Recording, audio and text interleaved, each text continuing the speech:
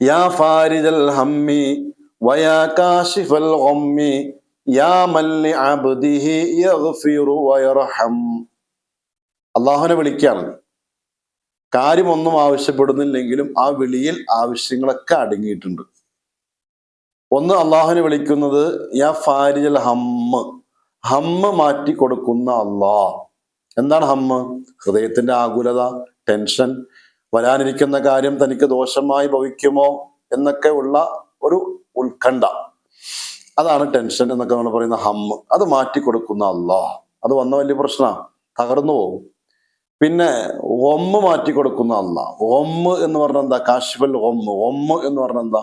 അത് കഴിഞ്ഞു പോയ കാര്യത്തെ ഓർത്ത്, കഴിഞ്ഞത് കഴിഞ്ഞു, പക്ഷെ കഴിഞ്ഞതിനെ ഓർത്ത് ഉണ്ടാകുന്ന ദുഃഖങ്ങൾ, അത് ഹൃദയത്തെ മൂടിക്കെട്ടുന്ന, അതിനെ വേദനിപ്പിക്കുന്ന വലിയൊരു സംഭവമാണ് ഈ ഒമ്മ് എന്നുള്ളത്. ഹമ്മോ അതെ, ഒമ്മോ അതെ. അപ്പൊ ഇത് രണ്ടിനെയും മാറ്റുന്നവനായ അള്ളാഹു അല്ലാതെ പിന്നെ ആരത് മാറ്റാം? അഷ്റഫുൽ ഖൽഖ് സല്ലല്ലാഹു അലൈഹി വസല്ലമ തങ്ങള് സ്ഥിരമായി ചെയ്തുകൊണ്ടിരുന്ന പല പ്രാർത്ഥനകളുടെ കൂട്ടത്തിലും പെട്ടൊരു പ്രാർത്ഥനയാണ് അല്ലാഹുമ്മ ഇന്നി അഊദു ബിക മിനൽ ഹമ്മി വൽ ഹസൻ വഅഊദു ബിക മിനൽ അജ്സി വൽ കസൽ എന്ന് തുടങ്ങുന്ന പ്രാർത്ഥന. അപ്പൊ ഹമ്മും ഒമ്മും ഹസനും ദുഃഖവും ബുദ്ധിമുട്ടും ഹൃദയത്തെ മൂടിക്കെട്ടുന്ന, അതിങ്ങനെ ഇങ്ങനെ മേഘം പോലെ മൂടി ഉത്കണ്ഠപ്പെടുത്തുന്ന എല്ലാ പ്രശ്നങ്ങളും മാറിക്കിട്ടണം.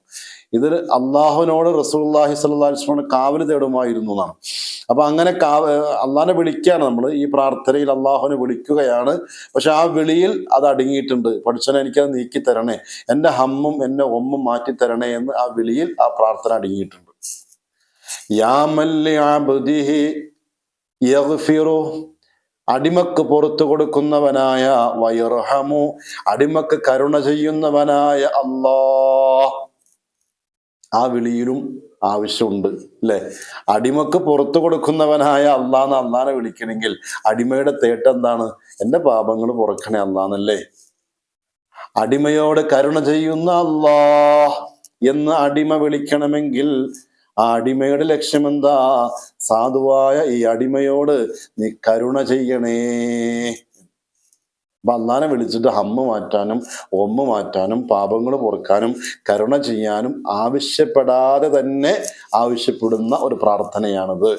അതിന്റെ 16-ാമത്തെ ദിക്ർ.